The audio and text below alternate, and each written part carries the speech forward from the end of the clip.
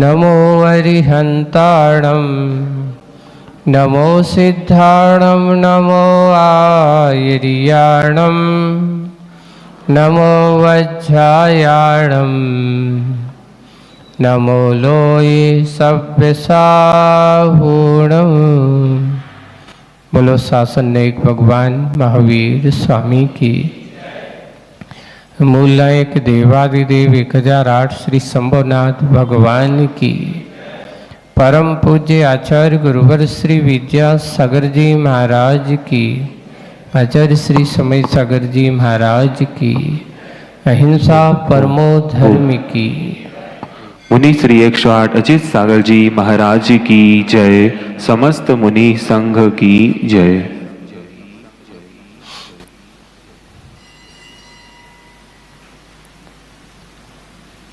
बहुत सारे लोगों का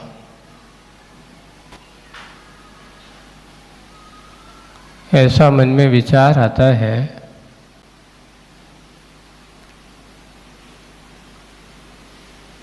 कि ये हमारा जीवन किस रूप में प्रतिफलित हो रहा है। हम सब अपने आप को या ऐसे लोग सोचते हैं कि किस रूप में प्रतिफलित होगा। वर्तमान को हम देखते हैं, भविष्य के बारे में सोचते हैं, जो व्यतीत किए हो चुका है उसको याद करते हैं। पर होता ये है कि जो व्यतीत हो चुका है वो तो आने वाला है नहीं है। जो सामने है वो अनुभव में आ रहा है। भविष्य में क्या होगा आपको पता नहीं है, लेकिन जानने की इच्छा सबकी होती है। आपसे पूछा जाए हम तुम्हारा भविष्य बता रहे हैं तो आदमी के कान खड़े हो जाते हैं, बता दो क्या होगा। और उसमें भी कोई कहता है कि तुम आने वाले समय में करोड़ अरबपति बनने वाले हो। फिर तो आदमी की आसमान की मैं क्या बनने वाला हूँ। ऐसा लगता है कि अब तो दिन में भी स्वप्न देखने लगता है, मैं क्या बनने वाला हूँ, करोड़पति अरबपति बनने वाला हूँ। वर्तमान में लखपति है उसका अनुभव नहीं कर रहा है। सपने किसके देख रहा है, मैं आने वाले समय पे क्या बनने वाला हूं। अरे जितना है उसका सुख का अनुभव तो कर लो। दुनिया के सपने देखने का काम, या ये कहो कि भविष्य के सपने में डूबने का काम लोभी लालचियों का होता है, मोही जीवों का होता है। ज्ञानी जीव कहते हैं कि इनके लोभ लालच में मत पड़ो, क्योंकि अनुभव तो जो होने वाला है वो वर्तमान का होने वाला है, इसलिए भविष्य की चिंता मत करो। हाँ, अपने यहाँ ये कहा गया है कि वर्तमान को अच्छा बना करके चलो, भविष्य के बारे में टेंशन मत करो कि क्या होगा, लेकिन सावधानी तो रखना चाहिए। सावधानी तो रखना चाहिए। कहीं ऐसा ना हो कि हम मोह में प्रमाद में इतने गाफिल ना हो जाएं कि जो हाथ में आया है वो हाथ से चला जाए और भविष्य के पाने की चिंता में सब कुछ हाथ से लुट जाए। जैसे आए दिन लोगों को तरह तरह के प्रलोभन दिए जाते हैं, है ना। आपके पास तरह के मोबाइल आते हैं, आप अगर ऐसा करोगे तो आपको ऐसा हो जाएगा, आप अगर इतना पैसा यहाँ इस पर स्पेंड करोगे तो आप रातों रात लाखपति करोड़पति बन जाओगे, है ना। उस लोभ में लोग फंस जाते हैं। और पता चला कि इधर दिखाया था, एक बार तो थोड़ा सा दिखा आ गया, दूसरी बार झटका लगा कि जितना था और हमारे खाते में जो भी था वो भी हाथ से चला गया। जैसे कि आज एक वर्तमान में व्यापार चल रहे हैं, जिसे कहते हैं वायदा व्यापार, है ना, शेयर बाजार होता है। हमने देखा है इस मामले में पढ़े लिखे बड़े आदमी बिल्कुल एक ही काम में लगे हैं, दिन भर यही काम है। एक महाशय थे, हम इंदौर में 2009 की बात है, उनसे पूछा क्या काम करते हो भाई? कुछ नहीं महाराज जी, घर पे ही रहता, बिल्कुल पूरा घर पे, ऑफिस अपने घर पे ही बना के रखा है। काम क्या है? अब काम हम आपको नहीं बताएंगे, पर काम तो चलता रहता है। बाद में पता चला कि दिन भर एक ही काम है, अपने लैपटॉप खोले हुए हैं, है ना, 1 घंटे में चांदी खरीदी, अगले घंटे में देख रहे कि इतना हो गया, तो अगले घंटे चांदी बेच दी। बोले दिन भर में कितना का? बोले महाराज मिल जाते हैं 2-5-10 हज़ार रुपया, तो दिन भर में आराम से बैठे बैठे कमाते रहते हैं, बस इतना ही काम है। पर इससे ये सोचो, एक दिन ऐसा भी आता है कि हाथ से कमाया हुआ चला जाता है। आचार्य ऋषि से इस बारे में चर्चा की कि महाराज जी इसको क्या कहेंगे, तो आचार्य ऋषि ने स्पष्ट कहा ये जुआ की कोटि में आएगा। क्यों? बोले कि देखो व्यापार तो वो होता है जो वस्तु सामने हो, है ना। अपन इधर से चांदी खरीदी, सामने पैसा दिया और सामने उससे ली, उसने चांदी दी और तुमने ली, मास कागजों पे व्यापार हुआ तो पता नहीं क्या हुआ। ये हो रहा है, गोदाम में एक दाना नहीं और करोड़ों अरबों की खरीदी हो गई। जैसे आजकल वायदा व्यापार में होता क्या है बताओ? बैठे बैठे कंप्यूटर पे लग जाते, कितनी? बोले 200 गाड़ी, 200 कुंटल गेहूं खरीद लिया, चना खरीद लिए, ये धान खरीद लिए, तरह तरह की सब कुछ खरीदी हो जाती है। बाद में पता चला कि भाव घट गए, घाटों लग गया, बढ़ गए, फायदा हो जाता। बोले कि ये व्यापार नहीं है, आचार्य ऋषि की दृष्टि में था ये व्यापार नहीं है। ये तो क्या हो गए, जैसे जुआरी होता है ना, जुआ में खेलता है, वो क्या इच्छा रखता है, चलिए एक दाव और लगा लो, हो सकता है इस बार अपन को फंस जाएगा, एक दाव और लगा लो, एक बार और देख लो। और होता है कि इसी लोभ लोभ में फंस फंस करके जो हाथ में आता वो भी हाथ से चला जाता है। अब क्या करें, कुछ लायक यही हुआ है। ज़्यादा संसार के इस लोभ में फंस जाने वाले व्यक्ति का समय भी बर्बाद होता है, धन भी बर्बाद होता है, मन से भी बर्बाद हो जाता है। आए दिन अभी और चल रहे हैं, इतना सारा ये सट्टा बाजार है। पूछा है महाराज जी ये आजकल तो महाराज कुछ भी होता है, खेल भी होता तो उसमें भी पैसा कमाई हो रही है, उसमें भी पैसा लग रहा है, करोड़ों अरबों। एक व्यक्ति से उसके लोभ में फंस गया, अच्छा फला फूला परिवार, बड़ा परिवार, पता चला रातों रात उनके पास कुछ भी नहीं बचा। क्या हुआ? बोले कि IPL में इन्होंने पैसा लगा दिया। अब ये हो रहा है कि जो पैसा लगाया है उससे 4 गुना और कर्जा और इनने, जो था वो तो गई, ऊपर से क्या हो गया, कर्जा और हो गया है। ये है सारा का सारा, ये मोह जाल का विस्तार इतना है संसारी आत्मा के सामने कि उसे अच्छा क्या है बुरा क्या है ये सोच ही नहीं पाता। वो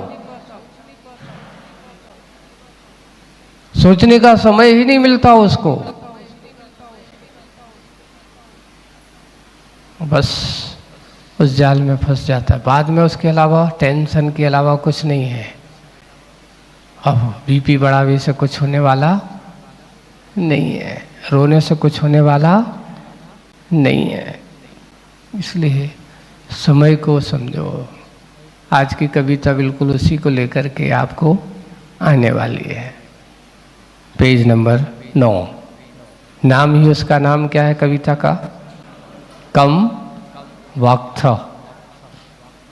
नाम कविता का नाम है कम वक्त। किसको कहते हैं? जो ऐसे बिना मेहनत के चाहने वाले जो होते ना, लोभ लालची, उनको क्या कहा जाता है? कम वक्त कहा जाता है। बैठे बैठे कुछ करना ना पड़े और हमें क्या मिल जाए? सब कुछ मिल जाए, ऐसे कम वक्त है। क्या करें? उनसे कहें कि भाई कुछ काम वाम करो, क्या करें, हमारी को समझ में नहीं आ रहा है। चलते हैं। आज की पूज्य आचार्य भगवान अपने लिए बहुत एक अच्छी चीज़ कहना चाहिए कि वर्तमान के इन व्यक्तियों को जो ऐसे अपने आप को कम वक्त समझते हैं, उनके लिए बहुत अच्छी दिशा सूचक कविता है। कोई हरकत नहीं है, यानी चहल पहल कुछ भी नहीं है, शांत।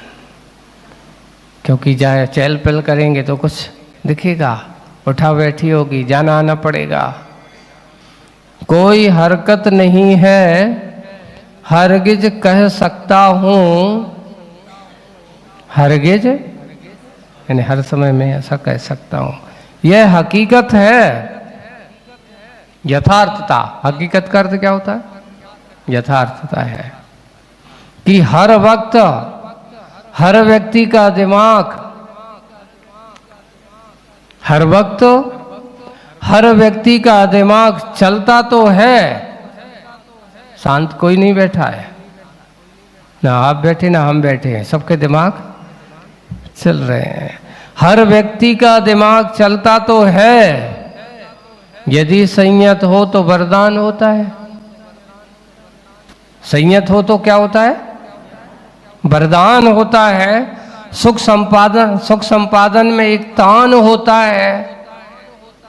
किंतु अब आ गया मेन बात, किंतु लग गया है ना। किंतु विषयों का गुलाम हो तो क्या हो? विषयों का गुलाम हो तो, बहुत सारी ये बिंदु बहुत रहस्य की बिंदु होती हैं कविता में, ध्यान रखना। इनका और छोर नहीं, इनकी दिशा नहीं। और वे बेलगाम हो तो, वह तो संयत है, लेकिन यहाँ विषयों का गुलाम हो तो और बेलगाम हो तो कमबख्त खतरनाक शैतान होता है। क्या होता है? सबसे पहले कमबख्त, खतरनाक, और फिर बाद में शैतान। तो ये कविता आज आप लोगों को अच्छे समझ में आ गई पढ़ने में? कैसा है? कोई हरकत नहीं, हरगिज कह सकता हूँ। यही हकीकत है कि हर वक्त हर व्यक्ति का दिमाग चलता तो है, यदि संयत हो तो वरदान होता है। सुखद संपादन में एक तान होता है, किंतु विषयों का गुलाम हो तो बेलगाम हो तो, और बेलगाम हो तो कमबख्त, खतरनाक और शैतान होता है। अब आपका दिमाग कितना अच्छा है। एक बहुत अच्छी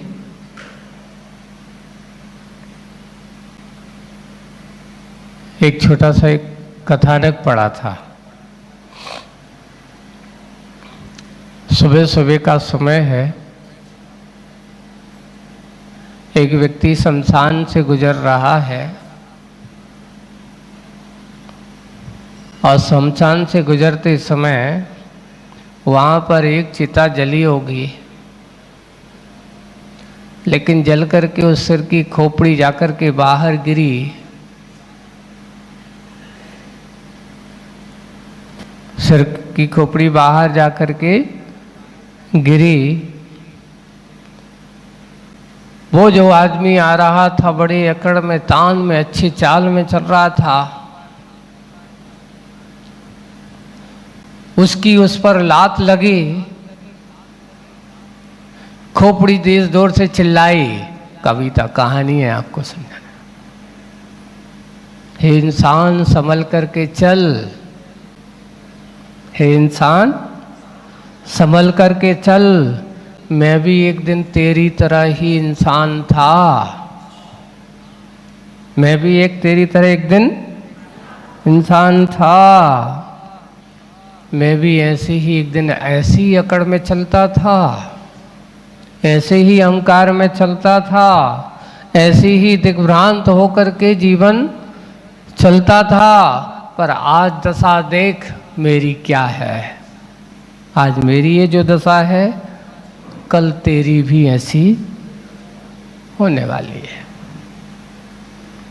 ये दिमाग, वो खोपड़ी ने खोपड़ी को संकेत दिया। अंतर इतना था कि वो मृतक की खोपड़ी थी, ये जिंदा आदमी की खोपड़ी थी, पर समझने वाला, समझाने वाले ने मौन में उसको संकेत दे दिया कि अपनी खोपड़ी को संभाल। अगर तुमने इसकी खोपड़ी को संभालने का काम नहीं किया तो तेरा भी हाल यही होगा एक दिन जो मेरा हुआ है।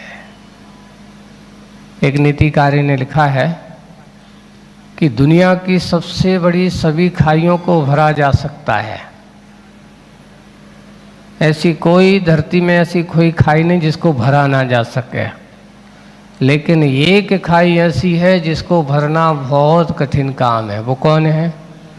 बोले इस दिमाग की खाई, इसको भरो तो कभी भरने वाली नहीं है। उस पर नाम लिखा, तृष्णा की खाई खूब भरी, पर रिक्त रही वह रिक्त रही। कितना भरोगे? कब तक भरोगे?